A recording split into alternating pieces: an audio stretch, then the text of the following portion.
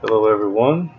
We're going to continue on now with chapter number 5 of Oil Be Gone. And this particular chapter here is going to be titled The Nuclear Option. Now, the way our current energy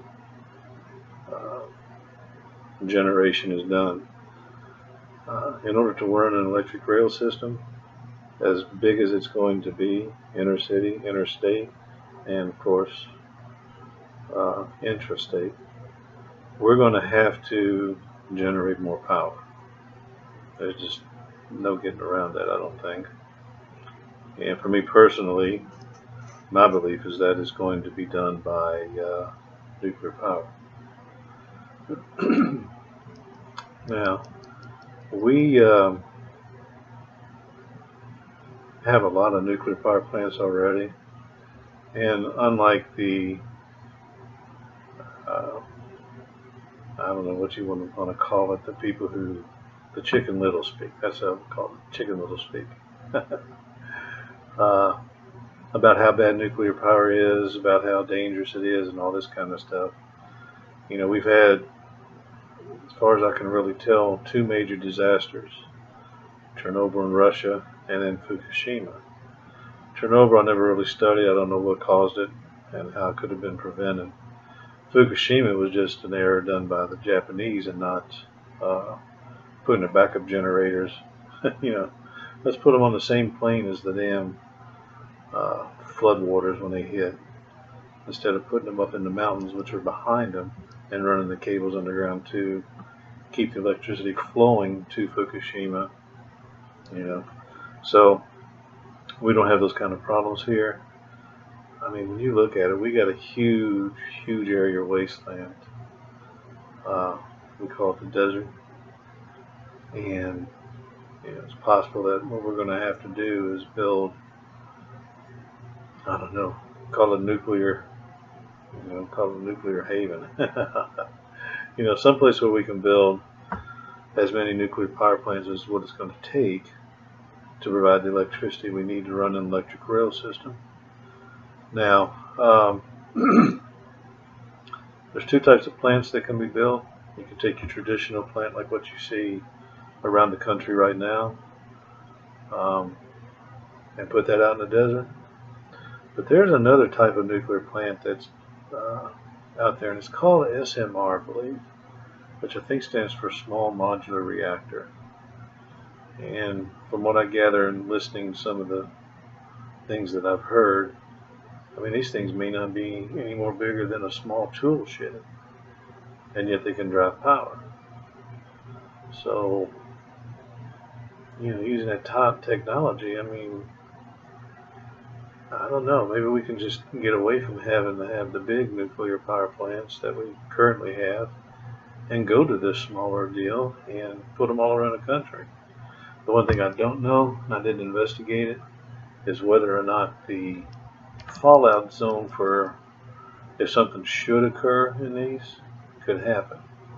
But if they're that small, it may be one of those things where you put them in these little sheds, no matter how big or small the shed is, and have a lead dome, you know, on standby, ready to go if something should happen, to where you could take and cover that thing up to keep the radiation from spreading. But we don't have that problem with nuclear power so far in this country. We have not had any kind of real concern. I mean, it was a little scare back in, I don't know, what was it, 73 or something like that, 72, at 3 Mile Island. But even that was just more of a scare than a reality. So with today's technology, the plants are just that much more efficient. And if these small modular reactors actually are what they say they are, then that might be the way to go. I mean, who knows? Maybe you put an SMR on each train and have each train electric power generated by that. But then again, then you're transporting something, and that brings up a whole new can of worms. So I don't know if that's going to be an actual option for us. Yeah, just another one of those thoughts that can be put out there. Um, and eventually, because of the way things are going, we're going to wind up having to replace all the traditional plants anyway. If you don't have oil to burn, you don't have coal to burn. You're going to eventually run out of all of those. Natural gas, since we're going to use that for vehicles possibly. Um, I could really see the nuclear options being the standout thing. As good as it sounds to people, windmills and solar panels are not going to do it. They're just not going to do it. There's no way we can generate enough electrical power using the current system and solar panels to run an electric rail system, as well as the normal needs of everyday living. Just not going to happen. We've got to have more power in order to do this, and I think nuclear is the way to go. Matter of fact, what I would do is I would convert all current plants that we have over to nuclear plants, and just leave the coal as a reserve for something we can use maybe some other way. Just another kind of thought on that. Want to kind of shift gears here a little bit and talk about something that may need to be thought about when it comes to boats on the sea, or ships, if you want to call them ships. But let's say you have, let's take the example of a cruise ship. Cruise ship ain't going to exist anymore if we don't have oil and gas to burn to run those ships. It may be that we have to convert them over to nuclear. The same with all our cargo ships that we got. You want oranges from Brazil in any kind of real time. How are you going to get them up here if we don't have oil and gas to run those ships? Nuclear may be the way to go. We have nuclear carriers, we have nuclear subs. When you look at the size of a nuclear sub and compare it to one of those transport ships, a nuclear sub will fit inside there. So if you can build a sub that has nuclear power, then why can't you build a fruit cargo ship that has nuclear power and run it that way? So it's something we have to consider. And just as a side note on that, I seen this once. It was about 10 years ago, maybe not quite so long ago. But they were talking about, it might have been on PBS or Discovery Channel, something like that.